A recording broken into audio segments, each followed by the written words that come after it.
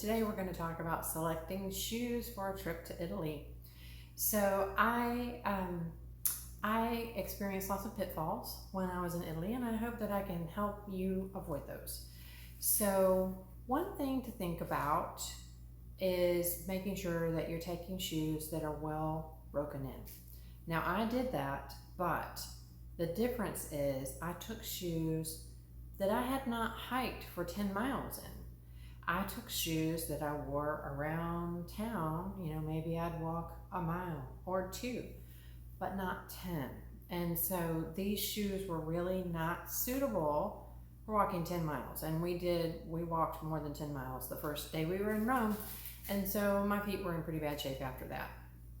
So I did, at one point, I had an injury on my foot, and I realized that all the shoes that I took fit my feet in the same way. They all had constriction zones in the same spot. So that meant that this injury could not be accommodated with any of the shoes that I took with me. So think about your shoes and think about how they fit your feet, and take a pair of shoes that fit your feet very differently. So that, if you get an injury, like maybe you get a blister on the back of your foot, so carry a pair of shoes that don't go around the back of your foot.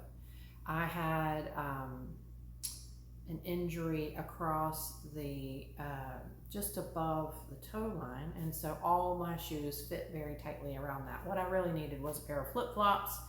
Now, maybe that's not going to happen to everybody, but giving some thought to all these shoes fit my feet the same way is worthwhile at least thinking about. Another consideration is the weight and how many are you going to take. So I took one pair too many, and I didn't take the right kind. So I should have taken a pair of flip-flops.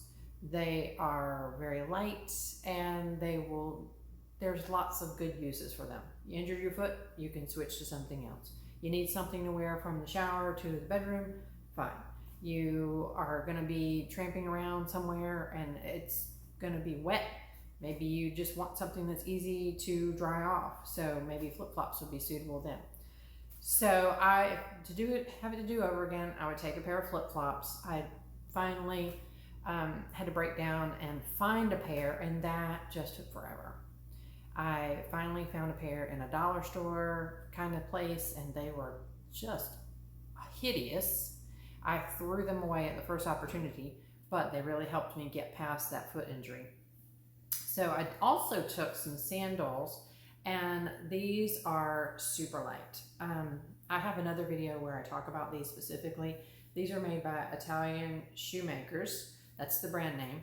And these are the lightest shoes I've ever had.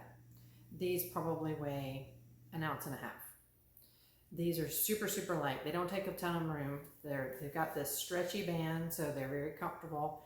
They've got a very cushiony sole, so these are very handy. Something like this, it was easy to dress it up, dress it down. So a pair of sandals can be very useful.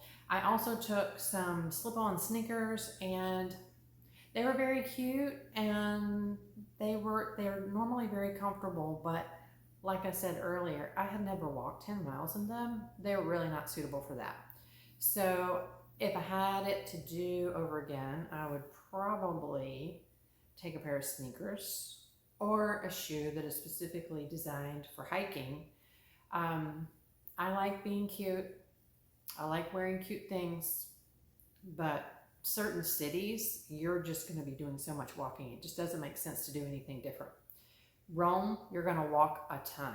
Now, when we went to Florence, we didn't walk nearly as much because the historic zone is much more compact, and we pretty much stayed in that zone. The historic zone in Rome is huge, and we walked everywhere we went, with the exception of the Vatican. We did take the train to the Vatican. But everywhere else we went, we walked, and so we really put some miles in. When we went to Bolzano up in the Alps, I didn't need hiking shoes there.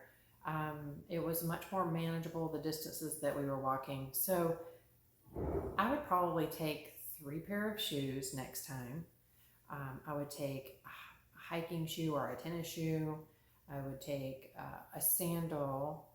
Um, I might take a pair of flip flops, and I might take a pair of cute shoes. Um, it's going to be a toss up between the cute shoes and the sandals, though.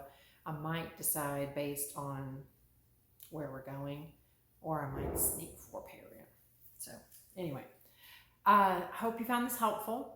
Definitely give some serious thought to what shoes you're taking. I cannot overemphasize that enough. If you've got a pair of shoes and you think, this might do, take a 10-mile hike in it and see how you feel. Do you have a blister when you get done? If so, then that's not the shoe that you want to take. So I hope you found this helpful. Hit the like and subscribe and all the things so that you can see future episodes. And I hope to see you in Italy. Ciao.